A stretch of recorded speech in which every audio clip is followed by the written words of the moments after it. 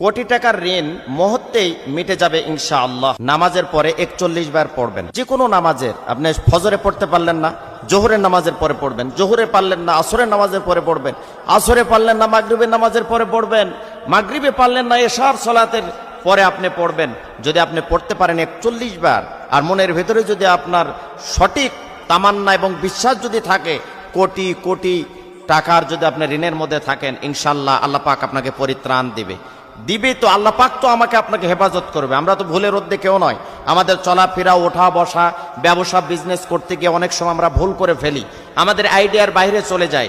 আমরা মনে করি ব্যবসা ক্ষেত্রে যদি এত টাকা ইনভেস্ট করি তাহলে মনে হয় যে আমি লাভবান হতে পারবো, কিন্তু আপনার আয়ত্তের চাইতে আপনি লক্ষ লক্ষ টাকা, কোটি কোটি টাকা সেখানে ইনভেস্ট করলেন, এবং বেশি টাকা আপনি সেখানে ইনভেস্ট করার কারণে কোনো কারণে আপনার ব্যবসায় লস হলো, আপনি সেখানে পারলেন না। তো এই ধরনের ভুল ত্রুটি আমাদের হবেই। আমরা মানুষ, আমাদের কাছে তো আর ওহি আসে না, আমরা নিজে নিজে ব্রেন খাটিয়ে চলতে হয়। তো সেই জায়গা থেকে যদি আল্লাহর কাছে আপনি সেইভাবে যদি পরিত্রাণ চান আর ঋণ থেকে মুক্তি চান, তাহলে অবশ্যই অবশ্যই আল্লাহ পাক আমাকে আপনাকে হেফাজত করবেন, প্রোটেক্ট করবেন, এবং সেই ঋণ থেকে আমাদেরকে উদ্ধার করবেন। কারণ মালিক কখনো ফিরিয়ে দেবে না। মানুষের কাছে যান, বিরক্তি হতে পারে, মানুষের কাছে যান, আপনাকে ধমক দিতে পারে, কিন্তু আল্লাহ রাব্বুল আলামিন আমাকে আপনাকে অবশ্যই অবশ্যই এখান থেকে উদ্ধার করবে। আমি যে নিয়মে বলবো, এই নিয়মে যদি আপনি আমল করেন, ইনশাআল্লাহ কোটি টাকার ঋণের মধ্যে জর্জরিত থাকলে, বিপদে থাকলে, মুসিবতে থাকলে, উৎকণ্ঠার মধ্যে থাকলে, পেরেশানির মধ্যে যদি আপনি থাকি, অবশ্যই আল্লাহ রাব্বুল আলামিন আমাদেরকে হেফাজত করবেনই। তবে আমলের মধ্যে ভুল করা যাবে না। খুব মনোযোগ দিয়ে শোনার চেষ্টা করুন। ঋণ এমন একটি জিনিস যে মানুষকে শান্তিতে থাকতে দেয় না, ডিপ্রেশনে ফেলে দেয়, খাবার রুচি নষ্ট করে ফেলে দেয়। আপনার সামনে হাজারো আইটেমের খাবার দাবার আছে, কিন্তু আপনাকে ভালো লাগবে না যদি ঋণের বোঝা আপনার মাথায় থাকে। এই জন্য খুব খেয়াল করে শোনার চেষ্টা করুন। ঋণ থাকলে মানুষের ঘুম কেড়ে নেয়, ঋণ থাকলে মানুষের শরীর নষ্ট হয়ে যায়, ঋণ থাকলে মানুষের চেহারার ভেতরে একটা কেমন জানি ছাপ তৈরি হয়ে যায়।